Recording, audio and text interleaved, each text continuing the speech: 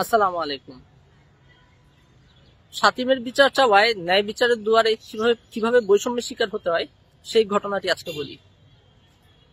রাখাল রাহা গত 17 ফেব্রুয়ারি আমাদের ধর্ম ইসলাম, আমাদের রব আল্লাহ এবং আমাদের পবিত্র ইবাদত তাহাজ্জুদকে কটাক্ষ করে চবর্গীয় একটি গালি দিয়ে একটি পোস্ট তার নিজস্ব ফেসবুক ওয়ালে পোস্ট করে।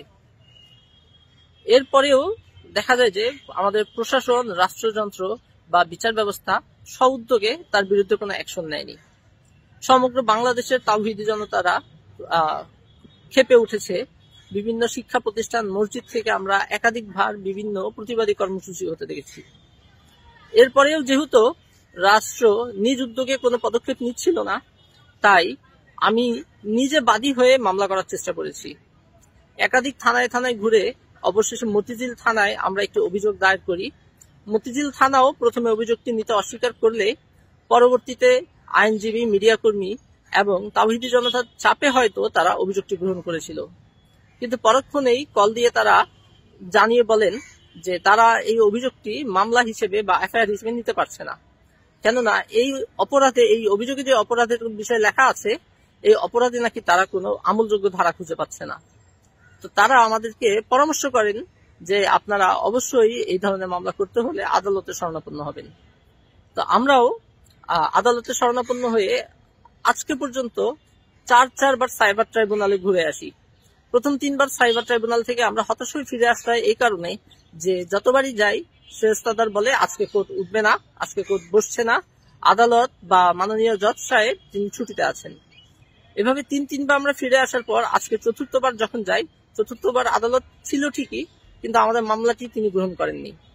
তিনি আমাদের মামলার নথিটি লিটারালি আমাদের আইনজীবীর হাতে ছুঁড়ে মেরে আমাদেরকে প্রত্যাখ্যান করেন এবং প্রত্যাখ্যানের কারণ জানতে চাইলে তিনি 3টা অযৌক্তিক কারণ বলেন। যেমন একটি হলো আমি বৈষম্য বিরোধী ছাত্র আন্দোলনের একজন কর্মী, তো আমি যদি মামলা করতে হয় অবশ্যই উপদেষ্টা মণ্ডলীর অনুমতি নিয়ে আসতে হবে, যা অত্যন্ত অযৌক্তিক। কেননা আমি তো বৈষম্য বিরোধী ছাত্র আন্দোলনের প্ল্যাটফর্মের প্রতিনিধি হিসেবে মামলা করতে যাইনি।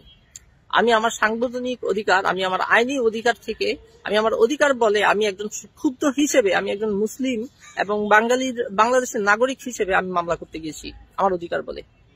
তবুও তিনি মামলাটি গ্রহণ করেনি। দ্বিতীয় যেই অভিযোগটি তিনি তুললেন, তিনি বললেন যে আমি চট্টগ্রামের নেতা, আমি কেন ঢাকায় মামলা করব।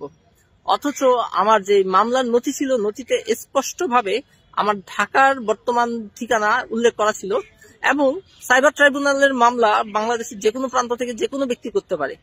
এখানে আমি চট্টগ্রামে মামলা করার কোনো বিশেষ যৌক্তিকতা নেই। তৃতীয়ত তিনি বললেন যে মামলা করতে হলে অবশ্যই আমার মোবাইলটি তাকে জমা দিতে হবে, অর্থাৎ আমার মোবাইলটি জব্দ করা হবে। অথচ এটা আমার কোনো ব্যক্তিগত মানহানির মামলা নয় যে আমার মোবাইল জব্দ করতে হবে, অথবা রাখাল রাহা ওরফে সাজ্জাদুর রহমানের সাথে আমার ব্যক্তিগত পরিচয় বা এমন কোনো ক্ষোভও নেই। এটি একটি ন্যাশনাল ইস্যু, 20 কোটি মুসলিমের অন্তরের ইস্যু এবং এই ইস্যুকে কেন্দ্র করে যে আমাদের রাষ্ট্রে যে বিশৃঙ্খলা তৈরি হচ্ছে, এই বিষয়গুলো বিবেচনায় নিয়েই আমি মামলা করতে গিয়েছি। এই যে রাখাল রাহা যে ধর্ম অবমাননার বিষয়টি, এটি অলরেডি রাখাল রাহা নিজের স্বীকারোক্তি, মিডিয়া এবং বিভিন্ন রাজনৈতিক প্ল্যাটফর্মের বিবৃতি দ্বারা স্পষ্ট। তো নতুন করে আমাকে আমার মোবাইল জব্দ করার বিষয়ে এটা খুবই অযৌক্তিক মনে হয়েছে। যাই হোক, আমরা এত সহজে দমে যাওয়ার পাত্র নই। আমরা আল্লাহ এবং আল্লাহ রাসূলকে খুশি করার জন্য সর্বশেষ চেষ্টা করে যাচ্ছি। আগামীকাল আবারও একই আদালতে, সাইবার ট্রাইব্যুনালে আমরা আবার আরেকটি ড্রাফট দিয়ে মামলা করার চেষ্টা করব। এই ক্ষেত্রে আপনাদেরও সহযোগিতা দরকার, কেননা এই বিষয়টি, এই ইস্যুটি আমার ব্যক্তিগত ইস্যু নয়, এটা জনগণের ইস্যু, এটা মুসলমানের ইস্যু, এটা ইমানের ইস্যু।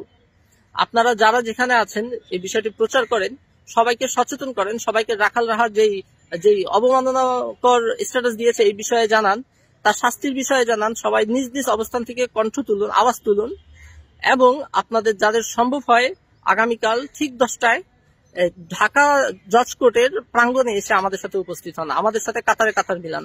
ইনশাআল্লাহ আমরা আগামীকাল আবার চেষ্টা করব। বাকিটা আল্লাহর হাতে। আসসালামু আলাইকুম।